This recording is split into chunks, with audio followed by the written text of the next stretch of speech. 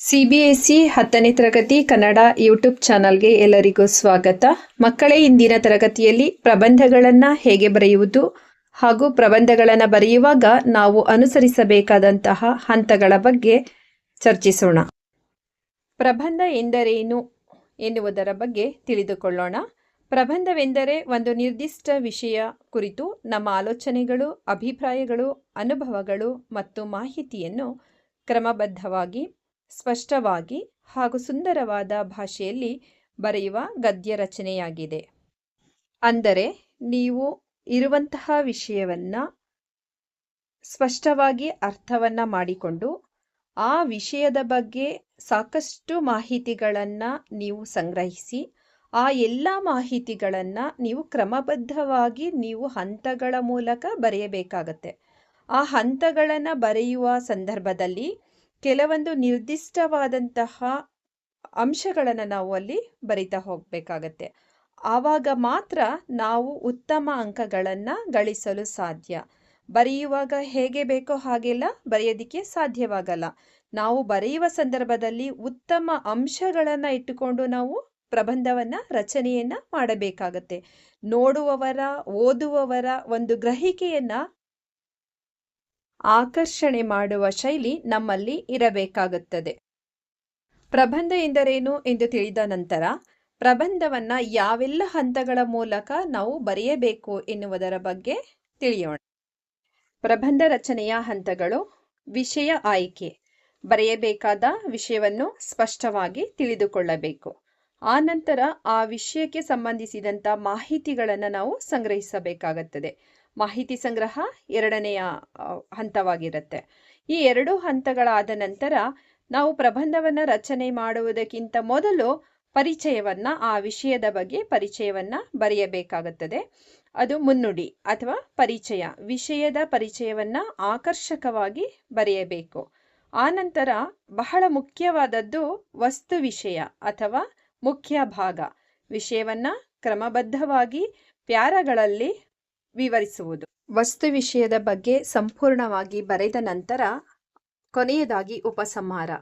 ವಿಷಯದ ಸಾರಾಂಶವನ್ನು ನಿಮ್ಮ ಮಾತುಗಳಲ್ಲಿ ಬರೆಯಬೇಕು. ಇದಾದ ನಂತರ ಪರಿಶೀಲನೆಯನ್ನು ಮಾಡಬೇಕು. ನೀವು ಬರೆದಿರುವಂತಹ ವಿಷಯದ ಬಗ್ಗೆ ಅಕ್ಷರಗಳ ದೋಷವಿದೆಯಾ ಅಥವಾ ವ್ಯಾಕರಣದ ದೋಷವಿದೆಯಾ ಅಥವಾ ವಾಕ್ಯ ರಚನೆಯಲ್ಲಿ ಬದಲಾವಣೆಯನ್ನು ಮಾಡಬೇಕಾ ಎನ್ನುವುದರ ಬಗ್ಗೆ ಗಮನವನ್ನು ಹರಿಸಬೇಕಾಗುತ್ತದೆ. ಈ ಹಂತಗಳಿಗೆ ಅಂಕಗಳನ್ನು ಹೇಗೆ ವಿಭಜನೆ ಮಾಡಿರ್ತಾರೆ ಅಂತ ಹೇಳಿದ್ರೆ, ಒಂದು ಪೀಠಿಕೆ. ಮೊದಲನೆಯದಾಗಿ ನೀವು ಪೀಠಿಕೆಯನ್ನು ಬರೀತೀರಾ. ಆ ಪೀಠಿಕೆಗೆ 1 ಅಂಕಗಳನ್ನು ಅವರು ನಿಗದಿ ಮಾಡಿರ್ತಾರೆ. ಸೊ ಆನಂತರ ವಸ್ತು ವಿಷಯ. ವಸ್ತು ವಿಷಯ ಅಂದರೆ ನೀವು ತೆಗೆದುಕೊಂಡಿರುವಂತಹ ವಿಷಯದ ಒಂದು ಸಂಕ್ಷಿಪ್ತವಾದ ಮಾಹಿತಿಯನ್ನು ಈ 2ನೇ ಹಂತದಲ್ಲಿ ಬರೀತೀರಾ. ಇದು ಬಹಳ ಪ್ರಮುಖವಾಗಿರುತ್ತೆ. ಏಕೆಂದರೆ ಇದಕ್ಕೆ 2 ಅಂಕಗಳನ್ನು ಅವರು ನೀಡಿರ್ತಾರೆ. 3ನೆಯ ಹಂತ ಉಪಸಂಹಾರ ಅಥವಾ ಮುಕ್ತಾಯ. ಈ ಮುಕ್ತಾಯಕ್ಕೆ ನಿಮ್ಮದೇ ಆದಂತಹ ವಾಕ್ಯಗಳನ್ನು, ನಿಮ್ಮ ಅಭಿಪ್ರಾಯಗಳನ್ನು ನೀವು ಸಂಗ್ರಹಿಸಿ ಇದರಲ್ಲಿ ಬರೆಯಬೇಕಾಗತ್ತೆ. ಇದಕ್ಕೆ 1 ಅಂಕಗಳನ್ನು ನಿಗದಿಪಡಿಸಿರುತ್ತಾರೆ. ಇದಲ್ಲದೆ ನೀವು ಸಂಪೂರ್ಣವಾದ ಪ್ರಬಂಧವನ್ನು ಹೇಗೆ ಬರೆದಿದ್ದೀರಾ ಎನ್ನುವುದರ ಮೂಲಕ ಭಾಷಾ ಶೈಲಿ ಬಹಳ ಮುಖ್ಯವಾಗುತ್ತೆ. ಬಹಳ ಸುಲಭವಾಗಿ ನೀವು ಅಂಕಗಳನ್ನು ಗಳಿಸಬಹುದು.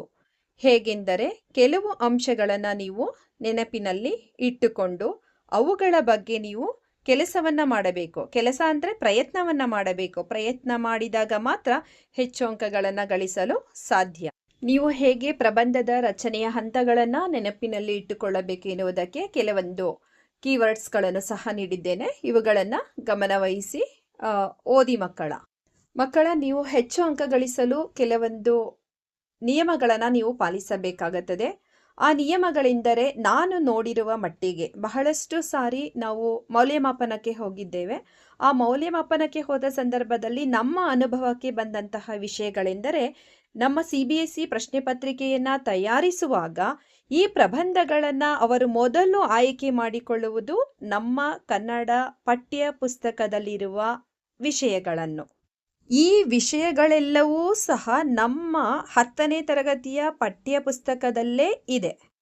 ಈ ಪಠ್ಯ ಪುಸ್ತಕದಲ್ಲಿ ಇರುವ ವಿಷಯಗಳನ್ನು ಬಿಟ್ಟು ಬೇರೆ ವಿಷಯಗಳನ್ನು ನೀಡಿರುವುದಿಲ್ಲವಾ?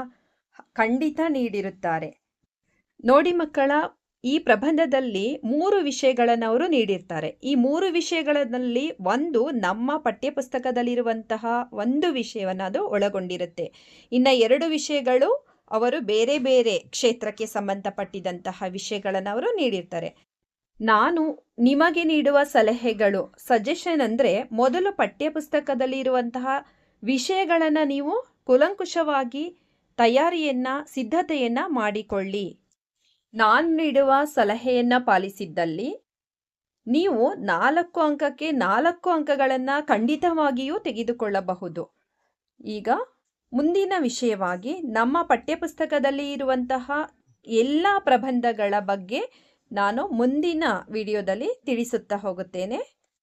ಮೊದಲಿಗೆ ಹಲವು ಬಾರಿ ಬಂದಿರುವಂತಹ ಪ್ರಶ್ನೆ ನಮ್ಮ ರಾಷ್ಟ್ರೀಯ ಹಬ್ಬಗಳು. ನಮ್ಮ ರಾಷ್ಟ್ರೀಯ ಹಬ್ಬಗಳ ಬಗ್ಗೆ ಮುಂದಿನ ವಿಡಿಯೋದಲ್ಲಿ ತಿಳಿಸಿಕೊಡುತ್ತೇನೆ ಮಕ್ಕಳೇ.